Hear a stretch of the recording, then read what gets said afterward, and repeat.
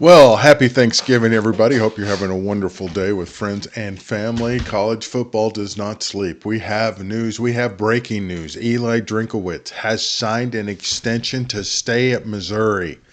6 years, 10.75 million per. That is also believed to include a raise for his assistant. So this is another sign that things are starting to come together.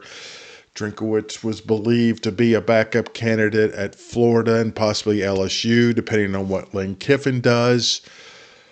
So the dominoes are starting to fall. Of course, this all is going to hedge on what happens with Lane Kiffin when he announces his decision after the Egg Bowl, whether or not he's going to go to LSU or go to Florida or stay at Ole Miss. Who knows? Let's take a look at the job board as it is open right now.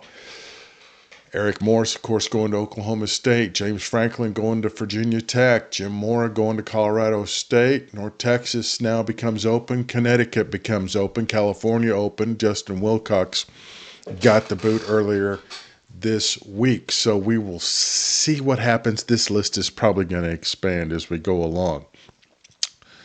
Something to think about, too, is also the agents of the coaches that are in play. I found this kind of interesting. Lane Kiffin, of course, represented by Jimmy Sexton. I put Kalen DeBoer on there because what happens if Auburn wins the Iron Bowl? That's 2 years Alabama misses the playoffs. Will that play out? Mark Stoops in hot water at Kentucky. Steve Sarkisian, we've heard the NFL with him.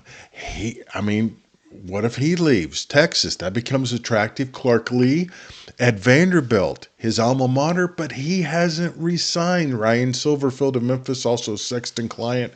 Charles Huff, won at Marshall, is winning at Southern Miss. A quick turnaround guy. He could be very attractive. Tyson Helton, I'm shocked his name has not come up more. He's won at Western Kentucky. He's been there a while.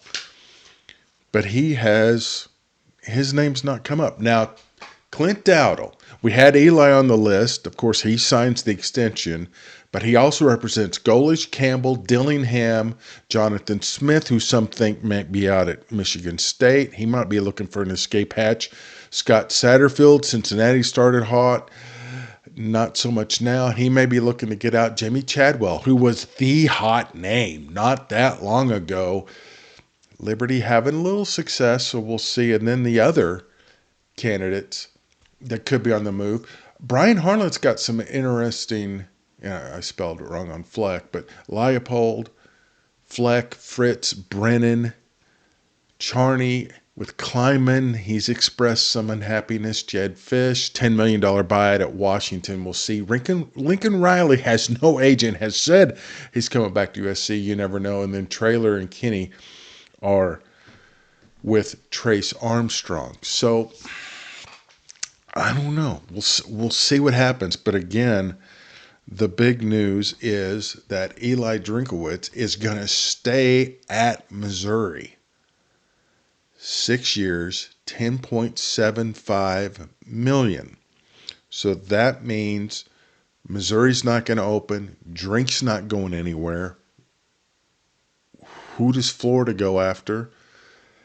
Is Kiffin staying at Ole Miss? What does this mean? And again, let's look at the Dowdle coaching tree.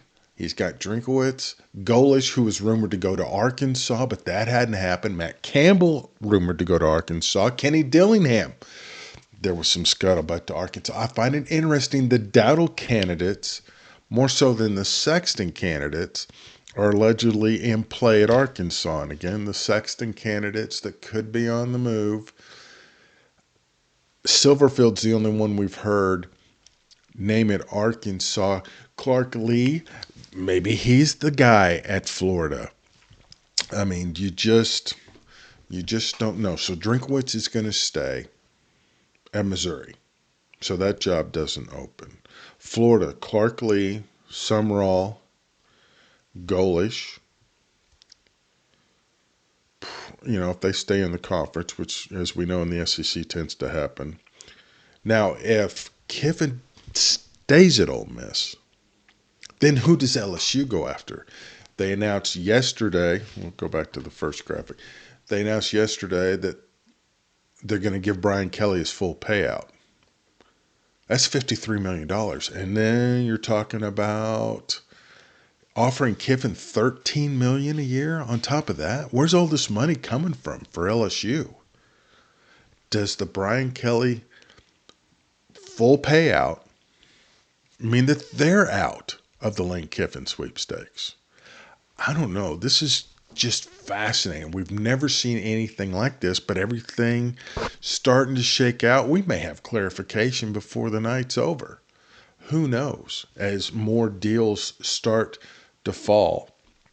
But again, our main thing right now, Eli Drinkwitz, the board of curators at Missouri had a special meeting yesterday, put the contract on the table. Many thought it was to counter an offer from somewhere, which I still think it most likely was, because you don't call a special meeting to talk about a contract if there's not something you need to counter. Because why would you do it with one game left in the season and a bowl game?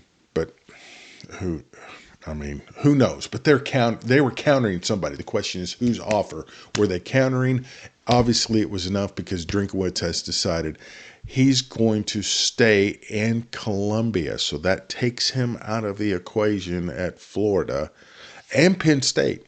And don't forget, Penn State still needs an opening.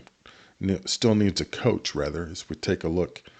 Here's the jobs still open. Stanford, that search has been very mum.